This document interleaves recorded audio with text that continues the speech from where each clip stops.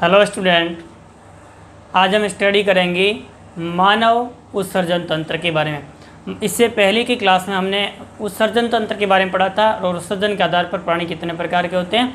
तो हमने देखा था प्राणी उत्सर्जन के आधार पर 3 प्रकार के होते हैं। पहले हमने देखा था वे प्राणी जो उत्सर्जित पदार्थ होते हैं वह अमोनिया के रूप में उत्सर्जित करते हैं, उन्हें अमोनोटेली कहते हैं। जलीय जीव होते हैं वो इस प्रकार के होते हैं, कुछ मछलियाँ होती हैं वो भी इस प्रकार की हो सकती है। और आप ध्यान देंगे जो निम्न जीव होते हैं जैसे कि अमीबा है या अन्य जो छोटे जीव होते हैं उन जीवों में अमोनिया उत्सर्जित पदार्थ होती हैं जिनके लिए अधिक जल की आवश्यकता होती है। दूसरा हमने देखा था यूरिया के बारे में, और यूरिया होती है यह हमें ध्यान रखना है स्तनधारी प्राणियों में उत्सर्जित पदार्थ के रूप में उपस्थित होती है। ये कम हानिकारक होती है और अमोनिया होगी उसको यूरिया के रूप में परिवर्तित यकृत द्वारा किया जाता है। फिर उसके बाद तीसरा हमने देखा था यूरिक अम्ल, वे प्राणी जिनमें नाइट्रोजन अपशिष्ट पदार्थों का उत्सर्जन यूरिक अम्ल के रूप में होता है उन्हें हम यूरिकोटेलिक कहा जाता है। और यूरिकोटेलिक प्राणी होते हैं उस प्राणियों में हमने देखा था ऑर्थोपोडा संघ के प्राणी होते हैं वो इस प्रकार के होते हैं, तथा कुछ मछलियाँ होती हैं जो समुद्री मछलियाँ होती हैं वो इस प्रकार की होती हैं। फिर उसके बाद में आज हम पढ़ेंगे मानव के अंदर उत्सर्जन तंत्र होता है वो किस प्रकार का होता है, उत्सर्जित पदार्थ किस प्रकार से निष्कासित किए जाते हैं। सबसे पहले आपको ध्यान रखना है उत्सर्जन तंत्र होगा उसमें आपको देखना है कि मानव के अंदर जो तरल प्रकार के नाइट्रोजन अपशिष्ट पदार्थ बनते हैं उन नाइट्रोजन अपशिष्ट पदार्थों को बाहर निकालने के लिए एक तंत्र पाया जाता है और जिसे हम क्या कहते हैं उत्सर्जन तंत्र कहा जाता है। और मानव के अंदर जो उत्सर्जन तंत्र होता है, मानव में उत्सर्जन तंत्र होगा उसमें निम्नलिखित 4 भाग होते हैं या निम्नलिखित अंग होते हैं। पहला अंग हमें ध्यान रखना वृक्क, दूसरा अंग हमें ध्यान रखना है वो ध्यान रखना मूत्रवाहिनियाँ, तीसरा हमें ध्यान रखना मूत्राशय और चौथा मूत्र मार्ग। वृक्क होते हैं वे एक जोड़ी अर्थात 2 उपस्थित होते हैं, मूत्रवाहिनियाँ भी एक जोड़ी उपस्थित होती हैं 2 उपस्थित होती हैं, तथा मूत्राशय होते हैं उनकी संख्या कितनी होती है 1 होती हैं, तथा मूत्र मार्ग होगा वो एक होता है जो कि बाहर की ओर खुलता है। इस प्रकार से 4 भागों से मिलकर के और मानव में उत्सर्जन तंत्र का निर्माण होता है। सबसे पहला भाग हम देखेंगे वो कौन सा है, वृक्क के बारे में, किडनी के बारे में। तो वृक्क या हमें कौन सा ध्यान रखना है, किडनी के बारे में। तो आप देखिए वृक्क या किडनी किसे कहा जाता है, किस प्रकार से उपस्थित होता है। तो मानव के अंदर जो मुख्य उत्सर्जी अंग होता है वो कौन होता है, वृक्क होता है। तो वृक्क एक प्रकार का मुख्य उत्सर्जी अंग है। वृक्क किस प्रकार का उत्सर्जी अंग है, एक मुख्य उत्सर्जी अंग है। शरीर के अंदर बनने वाले जो अपशिष्ट पदार्थ होते हैं उन अपशिष्ट पदार्थों में से 75 से 80% भाग होता है वह इनके द्वारा बाहर की ओर उत्सर्जित किया जाता है। तो वृक्क एक मुख्य उत्सर्जी अंग है। शरीर में बनने वाले तरल अपशिष्ट पदार्थों में 75 से 80% भाग होता है वह वृक्क के द्वारा बाहर की ओर निष्कासित किया जाता है। अब उसके बाद में देखिए वृक्क होते हैं वो कितने होते हैं, तो आप ध्यान देंगे वृक्क होते हैं वो 1 जोड़ी उपस्थित होते हैं। वृक्क होंगे वो कितने जोड़ी होते हैं, मनुष्य के अंदर 1 जोड़ी वृक्क उपस्थित होते हैं। एक वृक्क होगा जिसे हम क्या कहेंगे, तो आपको ध्यान रखना है यह वृक्क का भाग है उसे हम दायां वृक्क कहा जाता है। क्या कहेंगे, दायां वृक्क। तो वृक्क का एक भाग होगा जिसे दायां वृक्क, और दूसरा वृक्क का भाग होता है जिसे हम क्या कहते हैं, बायां वृक्क कहा जाता है। तो वृक्क होगा वो 1 जोड़ी, एक बायां और दूसरा कौन सा होता है, दायां वृक्क होता है। ये वृक्क होते हैं, यह आपको जान रखना है कौन से भाग में उपस्थित होंगे। मैंने आपको बताया था कि जो तनुपट या डायफ्राम होता है उससे ऊपर का भाग वक्ष गुहा और उससे नीचे का भाग क्या कहलाएगा, उदर गुहा। ये कौन से भाग में उपस्थित होता है, उदर गुहा के अंदर उपस्थित होता है। तो वृक्क होगा वह उदर गुहा में पृष्ठ भाग में उपस्थित होता है, कशेरुकी दंड के दोनों पार्श्वों में उपस्थित होता है। तो आप क्या ध्यान देंगे, वृक्क होता है वह आपको ध्यान रखना है कहाँ पर उपस्थित होगा, तो उदर गुहा में। उदर गुहा में कशेरुकी दंड के दोनों पार्श्वों में बायां एवं दायां वृक्क उपस्थित होते हैं। वृक्क या किडनी होगा उसकी उपस्थिति हमें ध्यान रखनी है कहाँ पर होगा, तो ये कशेरुकी दंड के दोनों ओर उपस्थित होते हैं। और आप ध्यान देंगे वृक्क होते हैं ये गहरे लाल रंग के या गहरे लाल भूरे रंग के होते हैं। वृक्क गहरे लाल भूरे रंग के होते हैं, गहरे लाल भूरे रंग के होते हैं। और वृक्क होता है उसका रंग कैसा होगा, गहरे भूरे लाल रंग के होते हैं, जिसकी लंबाई होती है वह 10 से 12 सेंटीमीटर होती है, तथा चौड़ाई होती है वो 5 सेंटीमीटर होती है। तो ये हमें ध्यान रखना है। और उसके बाद में जो वृक्क होते हैं, वृक्क आपको ध्यान रखना है सैम के बीज के आकृति के होते हैं। सैम के बीज के, एक पौधा है सैम, उस सैम का बीज होता है इसी प्रकार का होता है, तो सैम के बीज के आकृति के होते हैं। तो वृक्क होंगे वो किस प्रकार के होते हैं, तो आपको ध्यान रखना है वृक्क गहरे लाल भूरे रंग के एवं सैम के बीज के आकृति के होते हैं। और वृक्क का जो बाहर का भाग होता है उस बाहर का भाग होगा वो किस प्रकार का दिखाई दे रहा है, तो आपको ध्यान का बाहर का भाग उत्तल होता है। किस प्रकार का होता है, उत्तल होता है, जबकि अंदर का भाग कैसा होता है, अवतल होता है।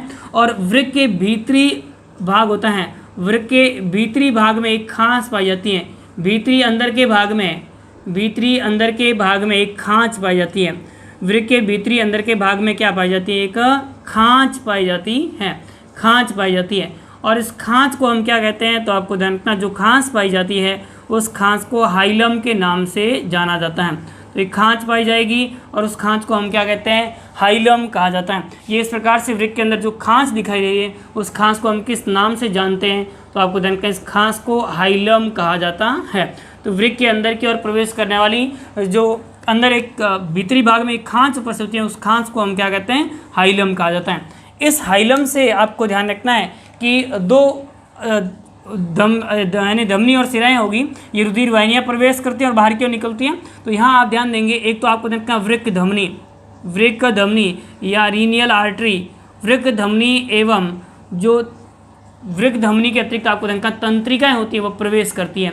यानी हाइलम भाग होगा उसे वृक्क धमनी एवं तंत्रिकाएं वृक्क के अंदर प्रवेश करती हैं। तंत्रिकाएं वृक्क में क्या करेगी? प्रवेश करती हैं।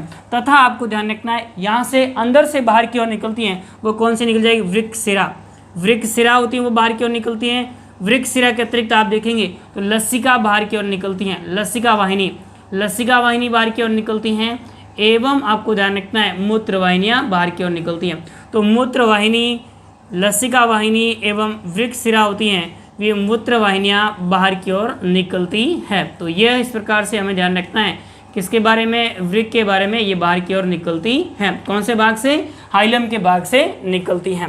फिर उसके बाद में ध्यान दीजिए, वृक्क की जो आंतरिक संरचना होती है उस आंतरिक संरचना में दो मुख्य भाग होते हैं। यानी आंतरिक संरचना होगी, उस आंतरिक संरचना आप देखेंगे तो आंतरिक संरचना होगी, उसका बाहर का भाग होता है जिसे हम वल्कुट कहते हैं। तो बाह्य भाग होगा उसे बाह्य वल्कुट के नाम से जाना जाता है।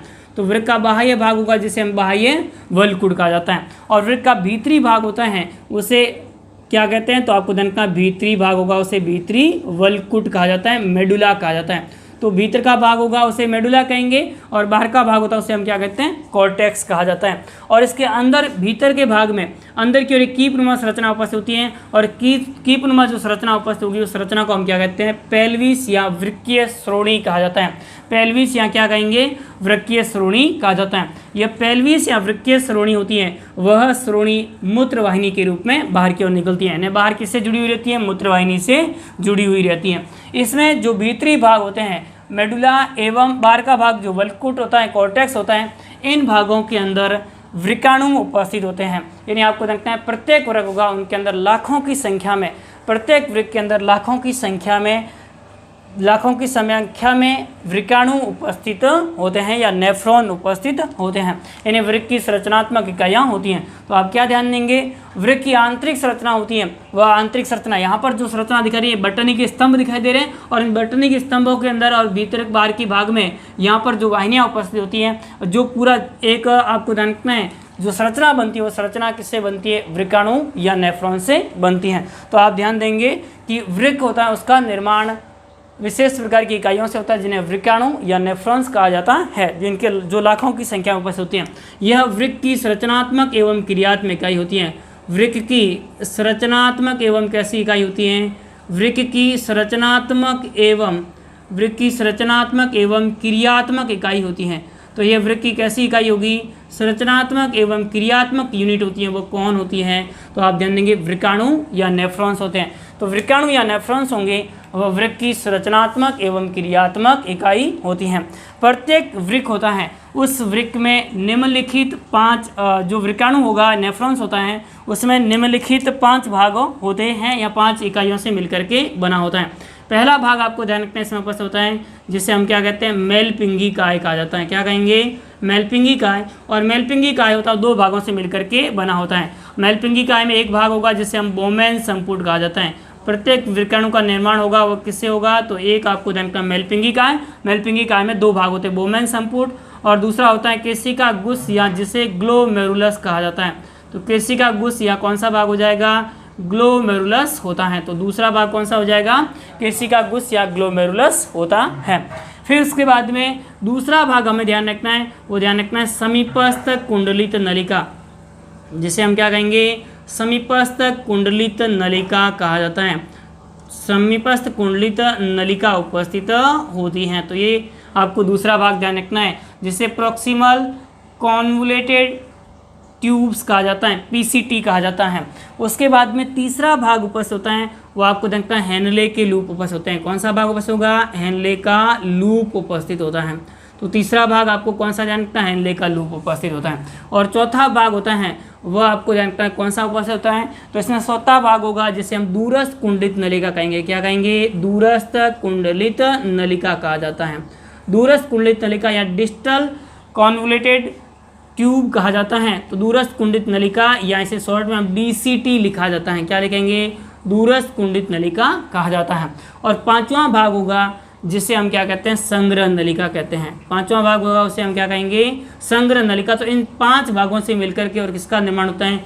वृक्काणु का या नेफ्रॉन्स का निर्माण होता है। तो वृक्काणु या नेफ्रॉन्स होगा, उसमें कौन कौन से भाग होते हैं? तो 5 भाग होते हैं। पहला भाग ध्यान दीजिए मेलपिंगी का है। इसमें आप देखेंगे कि यह भाग है जो कि एक कप नुमा संरचना होती है, प्याले नुमा संरचना होती है। और इस प्याले नुमा संरचना होगी उसे हम क्या कहेंगे? बोमेन संपुट कहा जाता है। प्याले नुमा संरचना होती है उसे किस नाम से जाना जाता है? बोमेन संपुट के नाम से जाना जाता है। और इस बोमेन संपुट होता है, इसमें आप देखेंगे तो ये रुधिर वाहिनी आ रही है और उसे हम क्या कहते हैं? तो आपको ध्यान रखना है अभिवाही धमनी कहा जाता है। कौन सी धमनी कहेंगे? इसे अभिवाही धमनी के नाम से जाना जाता है।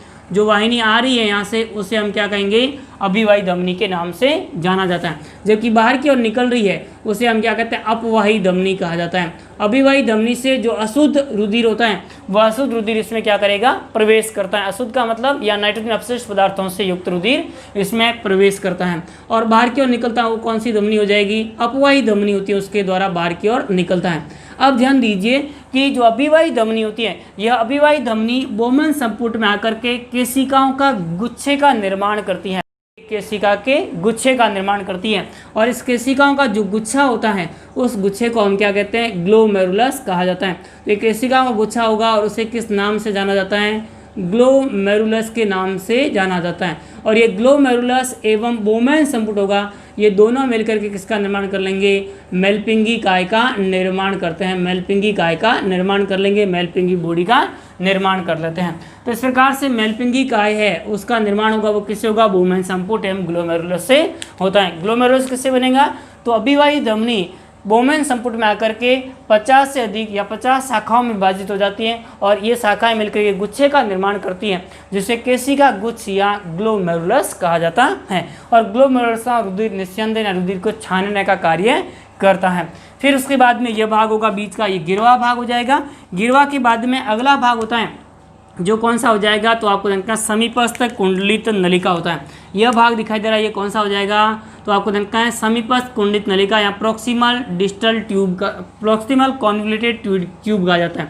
फिर उसके बाद में अगला भाग हो जाएगा, वो कौन सा हो जाएगा? हेनले का लूप होता है। अगला भाग कौन सा हो जाएगा? हेनले का लूप होता है। हेनले के लूप के बाद में नेक्स्ट अगला भाग आपको जानना है, यह हेनले के लूप का कौन सा भाग है? नीचे की ओर जा रहा है अवरोही, उसके बाद ऊपर की ओर जा रहा है आरोही। तो अवरोही भाग और ये कौन सा? आरोही भाग। फिर उसके बाद में यह दूरस्थ कुंडलित नलिका है जिसे हम शॉर्ट में डीसीटी लिखते हैं। और उसके बाद में अगली नलिका वो कौन सी हो जाएगी? संग्रह नलिका होती है। तो अगली नलिका होगी वो कौन सी हो जाएगी? संग्रह नलिका होती है। तो ये 5 प्रकार की आपको संरचनाएं ध्यान रखनी है जिनसे मिलकर के और किसका निर्माण? वृक्काणु या नेफ्रॉन्स का निर्माण होता है। वृक्क की, जिसे वृक्क की संरचनात्मक एवं क्रियात्मक इकाई कहा जाता है। तो यह हमें ध्यान रखना है किसके बारे में? पहली संरचना के बारे में, वृक्क के बारे में। फिर उसके बाद में प्रत्येक वृक्क से एक लंबी कुंडलित मोटी भित्तियुक्त नलिका निकलती हैं और इन नलिकाओं को हम क्या कहते हैं? मूत्रवाहिनी कहा जाता है। तो प्रत्येक वृक्क से एक लंबी मोटी भित्तियुक्त नलिका निकलती हैं जिन्हें हम मूत्रवाहिनी कहते हैं।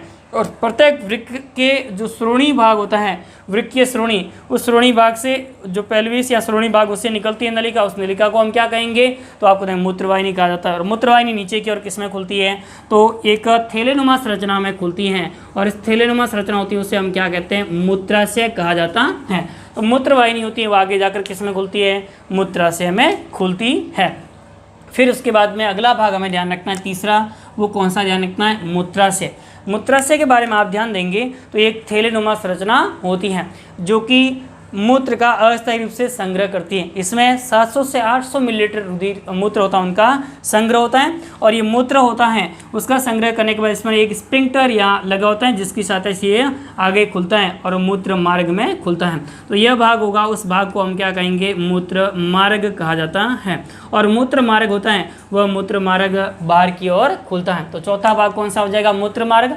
मूत्र मार्ग बाहर की ओर खुलता है जो कि तंत्रिकाओं के द्वारा नियंत्रित हुआ। तंत्रिकाओं की प्रतिवर्ती क्रिया जिसे यूरिन प्रतिवर्त कहा जाता है, उस यूरिन प्रतिवर्त तंत्रिका क्रिया के माध्यम से छिद्र खुलता है और जिसके कारण से मूत्र है उनको बाहर की ओर, यूरिन को बाहर की ओर उत्सर्जित कर दिया जाता है। तो यह पूरी संरचना है वो किसकी हो जाएगी, मानव उत्सर्जन तंत्र होता है उसकी संरचना के बारे में एक बार क्विक रिवीजन कर लेते हैं हम कि मानव में जो उत्सर्जन तंत्र होता है उसकी संरचना किस प्रकार की होती है।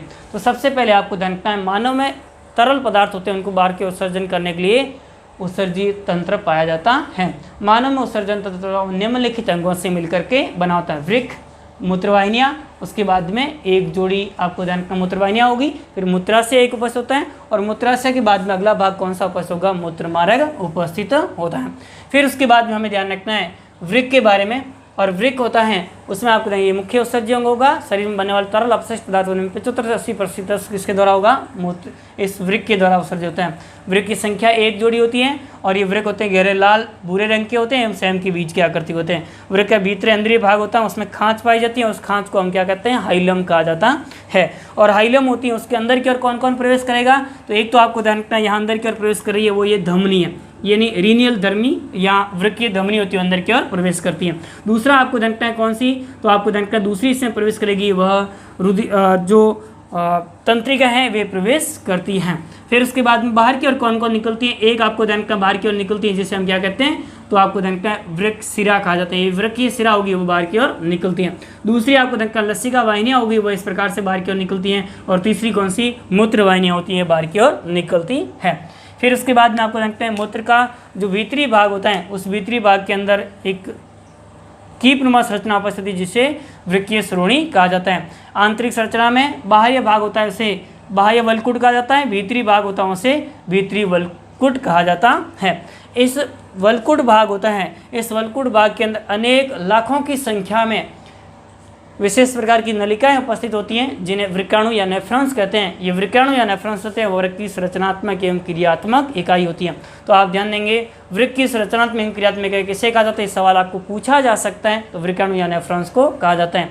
प्रत्येक वृक्काणु या नेफ्रॉन्स होता है वह निम्नलिखित 5 भागों से मिलकर बना होता है, मेलपिंगिकाएं, उसके मेलपिंगी इकाइयों का 2 भागों से बोमेन संपुट और ग्लोमेरुलस, समीपस्थ कुंडित नलिका, हेनले लूप, दूरस्थ कुंडित नलिका एवं संग्रह नलिका इनसे मिलकर के बनता है। और ग्लोमेरुलस का निर्माण किससे होगा, तो अभिवाही धमनी आकर के शाखाओं में बढ़ जाती है जिससे ग्लोमेरुलस का निर्माण होता है। इसके बाहर का कपनुमा संरचना होगी उसे बोमेन संपुट कहेंगे। ये मिलकर के रुधिर को छानने का कार्य करेंगे, निस्यंदन का कार्य करेंगे, ये आपको अवशोषण का कार्य करते हैं और संग्रह नलिका में अस्थायी रूप से संग्रह होकर के और उनको बाहर की ओर त्याग दिया जाता है।